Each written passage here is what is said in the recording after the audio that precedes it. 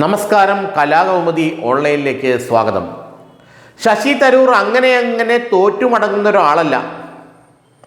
കേരളം കേന്ദ്രീകരിച്ച് വീണ്ടും ഒരു രാഷ്ട്രീയ നീക്കത്തിന് ശശി തരൂർ തുടക്കമിടുകയാണ്.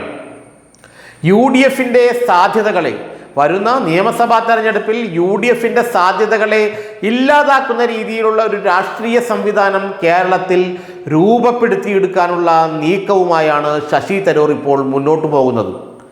കോൺഗ്രസിലേക്ക് ഇനി ഒരിക്കലും ശശി തരൂരിനെ അടുപ്പിക്കരുതെന്ന് അതിൻ്റെ സീനിയർ നേതാക്കൾ പറഞ്ഞു കഴിഞ്ഞു.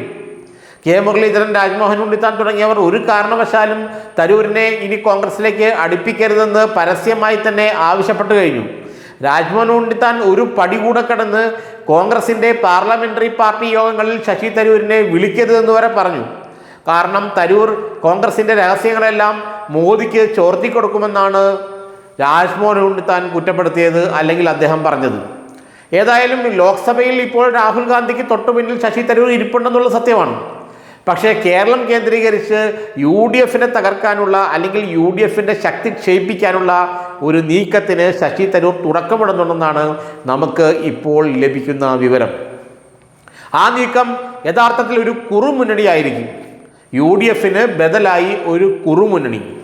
BJPയുടെ പിന്തുണ പുറമേ നിന്നുണ്ടാകുമെന്ന് ഏറെക്കുറെ ഉറപ്പാണ്. അതോടൊപ്പം തന്നെ ക്രൈസ്തവ പ്രാമുഖ്യമുള്ള ചില സംഘടനകളും രാഷ്ട്രീയ പാർട്ടികളും ആ മുന്നണിയിൽ ഉണ്ടാകും. കാരണം ക്രൈസ്തവ സമൂഹത്തിനിടയിൽ ശശി തരൂരിന് നല്ല പേരാണ്, നല്ല സ്വാധീനമുണ്ട്. അദ്ദേഹത്തിൻ്റെ ഗ്ലോബൽ പ്രതിച്ഛായയെ, അന്താരാഷ്ട്ര പ്രതിച്ഛായയെ ക്രൈസ്തവ വിഭാഗങ്ങൾ അംഗീകരിക്കുന്നുണ്ട്. അവർക്കിടയിൽ ഒരു പ്രതിച്ഛായയുണ്ട് ശശി തരൂരിന്, അത് സത്യമാണ്. അപ്പോൾ ആ ശശി തരൂർ ആ പ്രതിച്ഛായ ഉപയോഗപ്പെടുത്തിക്കൊണ്ട് UDFിനും കോൺഗ്രസിനും ബദലായി ഒരു രാഷ്ട്രീയ സംവിധാനം, ഒരു രാഷ്ട്രീയ പാർട്ടി എന്ന് തന്നെ പൂർണ്ണമായി വിളിക്കാൻ പറ്റില്ലെങ്കിലും ഒരു രാഷ്ട്രീയ സംവിധാനം രൂപപ്പെടുത്തി എടുത്തുകൊണ്ട് 2026 നിയമസഭാ തെരഞ്ഞെടുപ്പിൽ രംഗത്ത് വരുമെന്നുള്ള സൂചന ഇപ്പോൾ തന്നെ ലഭിക്കുന്നുണ്ട്. കോൺഗ്രസിലെ ഇപ്പോഴത്തെ നേതൃത്വത്തോട് ക്രൈസ്തവ വിഭാഗങ്ങൾക്ക് വലിയ താല്പര്യമില്ല. കാരണം UDFിന് അധികാരത്തിൽ വന്നാലും മുസ്ലിം ലീഗിനുണ്ടാകുന്ന അപ്രമാദിത്വമൊക്കെ ക്രൈസ്തവ വിഭാഗങ്ങളെ അത്രയ്ക്ക് അങ്ങ് രോഷം പിടിപ്പിക്കുന്നുണ്ട്. അല്ലെങ്കിൽ അവർക്ക് അത്രയ്ക്ക് താല്പര്യമില്ല ഇനി UDF അധികാരത്തിൽ വരാൻ. കാരണം KM മാണിയും TN ജേക്കബും PJ ജോസഫും ഉമ്മൻചാണ്ടിയും ഒന്നും ഇല്ലാത്ത UDF സംവിധാനത്തിൽ എത്ര ക്രൈസ്തവ പ്രാതിനിധ്യം ഉണ്ടാകും എന്നുള്ളൊരു സംശയമൊക്കെ അവർക്ക് നന്നായി ഉണ്ട്.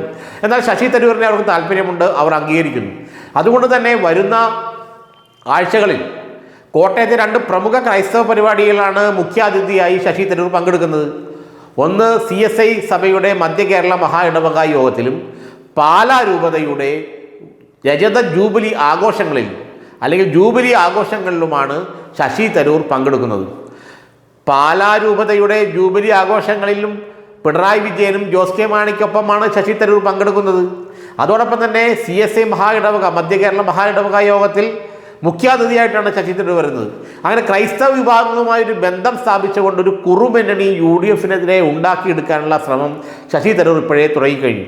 ഏതായാലും കേരള രാഷ്ട്രീയം ശശി തരൂർ ഇപ്പോൾ ഉപേക്ഷിക്കാൻ തീരുമാനിച്ചിട്ടില്ല എന്നാണ് മനസ്സിലാകുന്നത്. കേരളത്തിൽ തനിക്ക് സ്പേസ് ഉണ്ടെന്ന് അദ്ദേഹം തിരിച്ചറിഞ്ഞു കഴിഞ്ഞു. ആ സ്പേസ് വിവിധ മതവിഭാഗങ്ങൾക്കൊപ്പം ചേർന്ന് ഉപയോഗപ്പെടുത്താനാണ് അദ്ദേഹം ശ്രമിക്കുന്നത്. അതോടൊപ്പം തന്നെ നായർ സമുദായത്തിലും ശശി തരൂരിന് വലിയ പിന്തുണയുണ്ട്. BJP പിന്തുണ കൂടെ ആകുമ്പോൾ നായർ സമുദായത്തിൻ്റെ പിന്തുണയും ശശി തരൂരിന് കിട്ടിക്കഴിഞ്ഞാൽ ഒരുപക്ഷെ ആ രാഷ്ട്രീയ സംവിധാനം വിജയിക്കുമെന്ന് അദ്ദേഹത്തിന് അറിയാം.